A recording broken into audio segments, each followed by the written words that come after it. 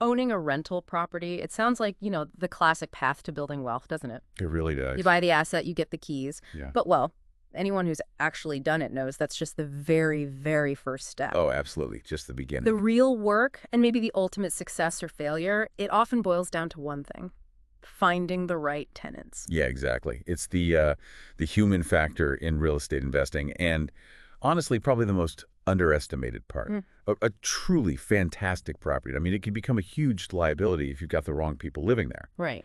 Non-payment, damage to the property, constant turnover. Mm. It's just a fast track to turning your investment into a massive headache. That's exactly why we wanted to do a deep dive today. We're looking at a source that tackles this head on. Okay. It's an article from the How to REI 101 series, published by Facioli Publishing. Hmm. And the piece, it's titled How to Stabilize Your Rental Property, Finding Reliable Tenants for Long-Term Success. Ah, Fazioli Publishing. Yeah. Yeah, that sounds like a good one. Practical, direct. It really gets into the fundamentals. Exactly. And our mission today is basically to unpack the core steps it outlines. We really want to highlight why those seemingly small details, things like tenant screening, why they're the real linchpins. Right. Because if you get this part right, you're looking at, well, consistent cash flow, much less property damage, and frankly, a much calmer life for you as the owner. Get it wrong, and Yeah. we know the potential downsides. We do indeed. Okay, so let's unpack this path to stabilization as the source lays it out. They mention 4 key steps. And, well, it starts where you'd expect, but with some really crucial details. Step 1, rent out the property to reliable tenants, Right. Simple on the surface, but key. And the article is very clear about the payoff here. Reliable tenants, they tend to stay longer. which cuts down turnover costs. Exactly. Yeah. Less vacancy, less hassle finding new people. They also generally take better care of your asset, which means fewer repair bills. And the big one. And the big one, they pay their rent consistently. That's the absolute lifeblood of a rental property's stability. Can't overstate that. So how does the article suggest you actually attract these ideal tenants? It's not just about luck. Right. But definitely not just luck. They start with something really fundamental: pricing competitively. Oh, okay.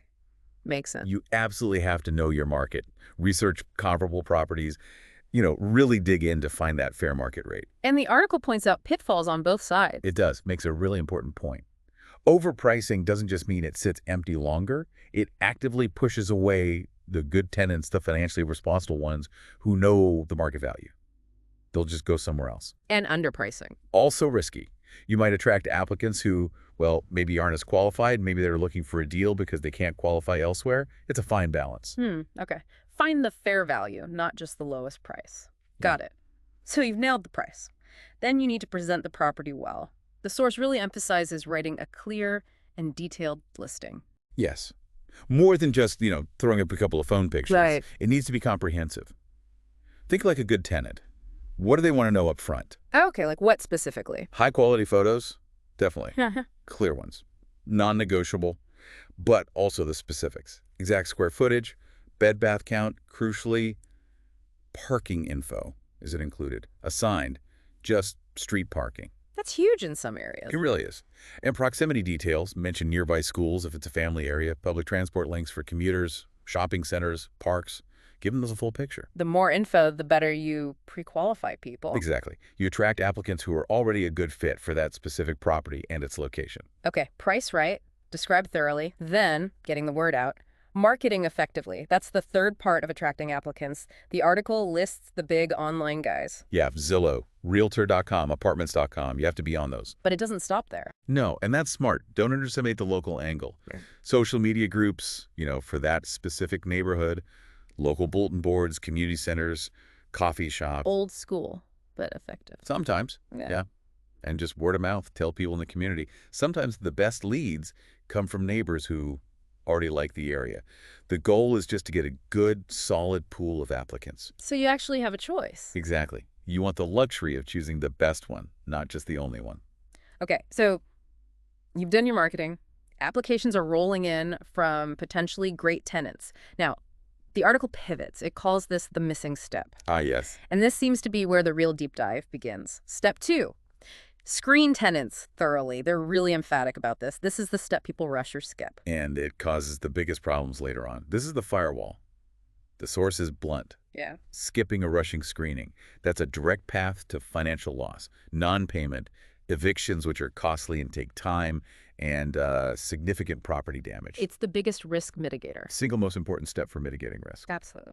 Okay, so if this is the crucial step, how does the source say to do it right? What's the process? It starts with a detailed rental application.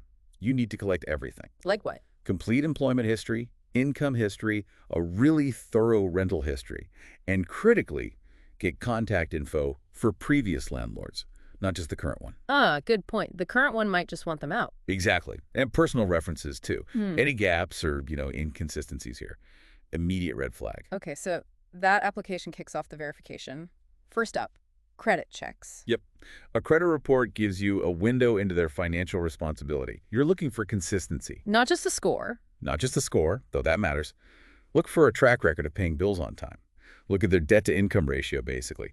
How much of their income already goes to paying off debts? Lower is better, presumably. Generally, yes. And you want to see no recent bankruptcies or, crucially, eviction judgments. That 3x rent income threshold the source mentions, that's a pretty standard benchmark for affordability. Provides a cushion. Right. It suggests they can comfortably afford the rent, plus their other expenses. Okay, so it's about income and how they manage their money. Beyond credit, there's the background check. You absolutely need to use a reputable screening service for this. Don't try to DIY it fully. What are you looking for there? Relevant criminal history. The focus should be on things that might pose a risk to safety, other tenants, neighbors, or a risk to the property itself. And definitely check for eviction history. Prior evictions are a big warning sign. Huge predictor of future issues. Huge. Makes sense. Income verification seems straightforward, but the article mentions it specifically too. And for very good reason. Anyone can write down a number on an application. True. You need proof.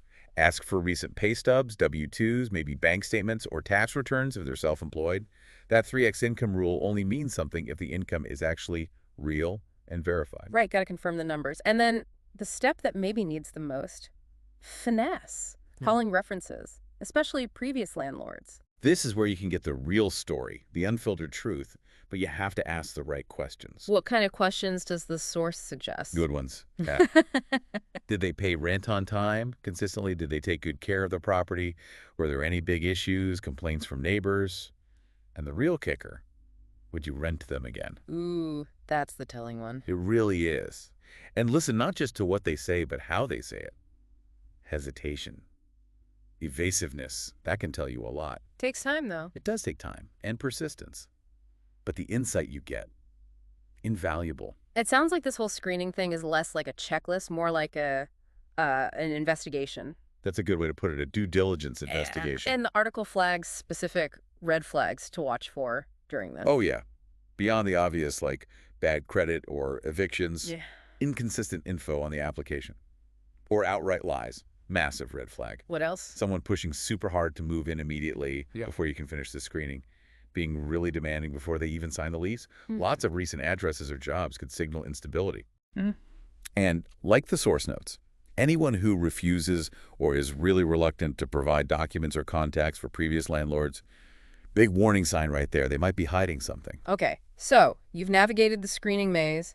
You found someone great. They passed with flying colors. Step 3 is formalize the rental agreement. Basically, don't skimp on the lease. Absolutely not. This document, it's your bedrock. It protects you. It protects the tenant. It sets clear expectations, lays out all the terms. Avoids misunderstandings later. Exactly.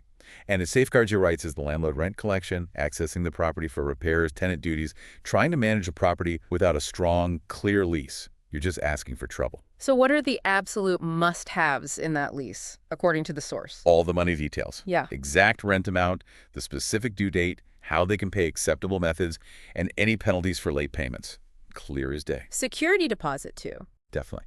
The amount, but also the conditions for deductions, like what constitutes damage beyond normal wear and tear, and the timeline for returning it after they move out. Spell it all out.